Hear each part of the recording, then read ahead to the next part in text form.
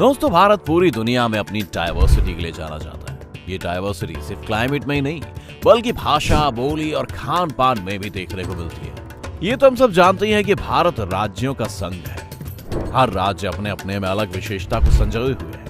लेकिन क्या कभी आपका ध्यान हमारे देश के अलग अलग राज्यों के नामों पर गया है? आखिर कैसे इन राज्यों को उनका नाम दिया गया होगा? आज की इस वीडियो में हम इसी रोचक सवाल का जवाब देने जा रहे हैं, तो हमारे साथ इस वीडियो के अंत तक जरूर बने रहिए, क्योंकि आज की वीडियो काफी इंटरेस्टिंग होने वाली है। जम्मू एंड कश्मीर।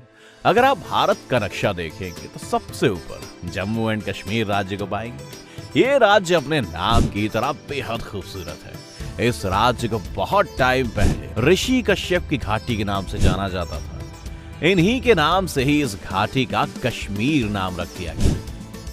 दरअसल संस्कृत भाषा में का मतलब पानी और शिमिरा का मतलब सूख जाना होता है, यानी कश्मीर शब्द का अर्थ होता है पानी का जम जाना। हम सब ये तो जानते ही हैं कि ठंड की वजह से कश्मीर में साल के आधे से ज्यादा समय पानी जम जाता है और बर्फ में तब्दील हो जाता है। ये तो थी कश्मीर के नाम के पीछे की वजह। और अगर जम्मू की बात करें तो ये नाम जम्मू पर राज करने वाले शासक जम्बूलोचन के नाम पर रखा गया है।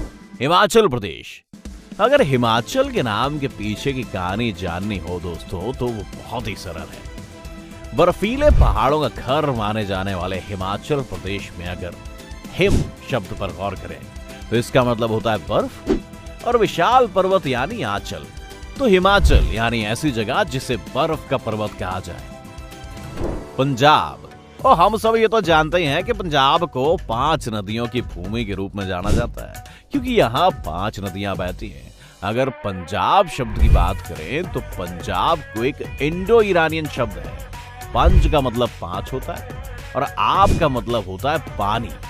इसी से मिलकर एक वर्ड बना है पंजाब, यानी 5 नदियों वाला राज्य। हरियाणा। अगर पंजाब के पास स्थित हरियाणा राज्य की बात करें तो यह राज्य हरि और आना शब्द को जोड़कर बनाया गया है। दरअसल हरि यानी विष्णु और आना शब्द का अर्थ तो हम सब जानते ही हैं। कुल में कहें तो हरियाणा का अर्थ होता है कि हरि को बुलाना। और हम ये तो जानते ही हैं कि धार्मिक ग्रंथों के मुताबिक हरियाणा के कुरुक्षेत्र में महाभारत का युद्ध चला था। श्री कृष्ण यहाँ आए थे। उत्तर प्रदेश। हरियाणा से अब चलते हैं एक ऐसे राज्य की ओर जिसका नाम सबसे ज्यादा जनसंख्या वाले राज्य की लिस्ट में सबसे ऊपर आता है। हम बात कर रहे हैं उत्तर प्रदेश की, क्योंकि ये राज्य उत्तर दिशा में स्थित है, इसलिए इस राज्य का नाम उत्तर प्रदेश रखा गया है। उत्तराखंड। अब बारी आती है साल 2000 में उत्तर प्रदेश राज्य से अलग हुए राज्य उत्तराखंड की। इस राज्य को पहले उत्तरांचल नाम से जाना जाता था, जिसका मतलब उत्तरी पहाड़ होता है। इसके बाद इसका नाम बदलकर उत्तराखंड रखा गया, जिसका मतलब किसी भी क्षेत्र का उत्तरी हिस्सा होता है। राजस्थान। ये नाम संस्कृत शब्द राजा से आया हुआ है। वैसे क्या आप जानते हैं कि प्राचीन समय में शहर को राजपूताना नाम से जाना जाता था, यानी राजपूतों का शहर। गुजरात। उत्तर भारत से अब बढ़ते हैं आगे की ओर और जाते हैं राजस्थान के पड़ोसी राज्य गुजरात की ओर, जिसका नाम गुजरात इस शब्द से आया। दरअसल इस स्थान पर 8वीं शताब्दी तक गुज्जरों का शासन हुआ करता था और इसी वजह से इस भूमि को गुजरात नाम दिया गया है। महाराष्ट्र। महाराष्ट्र की बात करें तो इसके नाम के पीछे कई तरह की कहानियां हैं। ये नाम भी संस्कृत शब्द से बना हुआ है। महा का मतलब महान और राष्ट्र का मतलब देश, यानी महान देश। इसके पहले इसे राष्ट्रिका भी कहा जाता था। महाराष्ट्र में शब्द राष्ट्र का आविर्भाव राष्ट्रकूट वंश के शासन की वजह से भी माना जाता है। गोवा। आप लोगों में से कई लोग गर्मियों की छुट्टी में गोवा के बीचेस पर घूमने जरूर गए होंगे, लेकिन क्या आपने कभी सोचा है कि आखिर गोवा का नाम गोवा कैसे पड़ा? वैसे इसका जवाब तो आज तक कोई पता नहीं लगा पाया, लेकिन कई लोगों का अनुमान है कि यह संस्कृत शब्द से लिया गया है, क्योंकि संस्कृत में गौ का मतलब गाय होता है। कुछ मान्यताओं के मुताबिक गोवा यूरोप या पुर्तगाल शब्द है। तो ये तो हो गई पश्चिम भारत के राज्यों की बात। आइए अब चलते हैं पूर्वी भारत के 4 राज्यों की तरफ और जानते हैं उनके नामों के पीछे की कहानियां। बिहार। सबसे पहले बात करते हैं भारत के पूर्व में स्थित बिहार की। बिहार शब्द संस्कृत शब्द विहार से बना है। इस शब्द का मतलब होता है कि कोई जगह पर बसेरा डालना। प्राचीन समय में बौद्ध धर्म के लोगों ने इसी जगह पर अपना देश बनाया था। झारखंड। बिहार की तरह ही झारखंड राज्य का नाम भी संस्कृत शब्द से बना हुआ है। झार का मतलब जंगल और खंड का मतलब प्रदेश होता है। वैसे क्या आप जानते हैं झारखंड को एक और नाम से भी जाना जाता है? अगर आप नाम जानते हैं तो कमेंट्स में जरूर बताएं। उड़ीसा। उड़ीसा शब्द भी संस्कृत शब्द ओड्रा विषय यानी ओड्रा देश से आया हुआ है। इसका मतलब होता है ओड्रा लोग जो मध्य भारत में निवास करते हैं। वेस्ट बंगाल। पूर्वी भारत की सूची में सबसे आखिरी नंबर पर जो राज्य है उसका नाम है वेस्ट बंगाल। ये नाम संस्कृत शब्द वांग से लिया गया था, लेकिन समय के साथ इसका नाम भी बदलता रहा। पर्सिस इसे बंगलाह नाम से पुकारने लगे और हिंदी में ये बंगाल बन गया। अब आइए देखते हैं मध्य भारत में स्थित मध्य प्रदेश और छत्तीसगढ़ को उनका नाम कैसे मिला। मध्य प्रदेश। जैसे नाम से ही आप सब समझ गए होंगे कि मध्य का मतलब बीच होता है और रही प्रदेश की बात, इसका मतलब जगह होता है और ये भी हम सब जानते हैं। बस इसी वजह से इसका नाम मध्य प्रदेश रखा गया है। छत्तीसगढ़। ऐसा माना जाता है कि छत्तीसगढ़ को पहले दक्षिण कोसला कहा जाता था, लेकिन इस बात में कितनी सच्चाई है इसका सबूत किसी के पास नहीं है। और रही छत्तीसगढ़ के नाम के पीछे की कहानी तो काफी सरल है।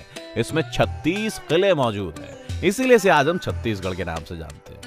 मध्य भारत से अब बढ़ते हैं दक्षिण भारत के राज्यों की ओर। आंध्र प्रदेश। आंध्र प्रदेश में आंध्र शब्द एक संस्कृत शब्द है जिसका मतलब दक्षिण होता है। इसी जगह में जनजातियों का भी एक आवास है जिन्हें आंध्रा नाम से जाना जाता है। मौर्य काल का इतिहास आंध्र भृत्य के रूप में जाना जाता था, जिसका मतलब दक्षिण के नौकरशाह है। कर्नाटक।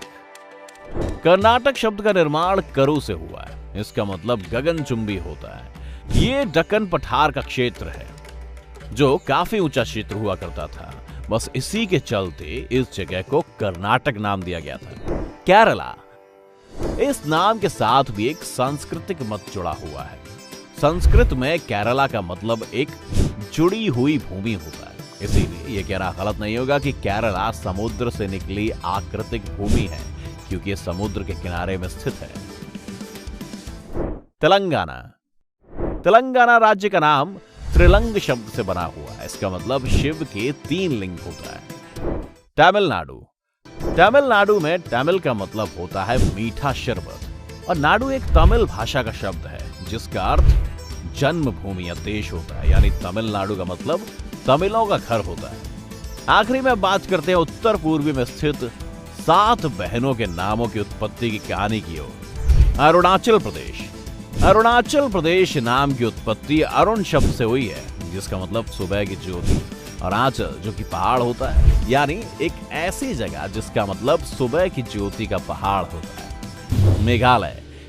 मेघालय राज्य का मतलब होता है बादलों का घर। मेघ यानी बादल और आरय मतलब घर। मणिपुर। मणिपुर के नाम के पीछे की कहानी काफी सिंपल है। इसके नाम से ही पता चलता है कि ये मणियों का शहर है। आसाम। आसाम का मतलब अहाम शासकों से उत्पन्न हुआ है, जिन्होंने 6 सदियों तक आसाम पर राज्य किया। अहम इंडो आर्यन शब्द आसामा से भी उत्पन्न हुआ है, जिसका मतलब अनियमित होता है। मिजोरम। अगर मिजोरम के नाम की उत्पत्ति की बात कही जाए तो मी यानी लोग और जो यानी वो लोग जो पहाड़ में रहते हैं। त्रिपुरा। त्रिपुरा राज्य का नाम 2 शब्द से बना हुआ है। ताई का मतलब पानी और पारा जिसका मतलब पास। नागालैंड। नागालैंड शब्द की उत्पत्ति बर्मा शब्द से हुई है, जिसका मतलब नाका है। नाका का मतलब नागा होता है। नागा यानी ऐसे लोग जिनके कान और नाक में होल्स बने हुए हैं। सिक्किम। आइए अब जानते हैं सिक्किम नाम की उत्पत्ति की कहानी। ये डेंजोंग से आया है। लिंबू मूल के 2 शब्दों से बना हुआ है, जिसमें सू का मतलब नया होता है और किम का अर्थ महल होता है। वैसे क्या आप जानते हैं हिंदुस्तान शब्द के पीछे की कहानी क्या है? अगर आप तो हमें कमेंट करके जरूर बताएं। उम्मीद है दोस्तों आज की वीडियो ने आपको काफी एंटरटेनमेंट किया होगा, और अगर आपको वीडियो पसंद आई तो लाइक करें और ज्यादा से ज्यादा शेयर करें। साथ ही हमारे चैनल द मिस्टिकल लैंड को सब्सक्राइब कर नोटिफिकेशन बटन ऑन कर लीजिए, ताकि आप हमारे आने वाली हर वीडियो का लुत्फ उठा सकें। वीडियो को अंत तक देखने के लिए आपका बहुत बहुत शुक्रिया।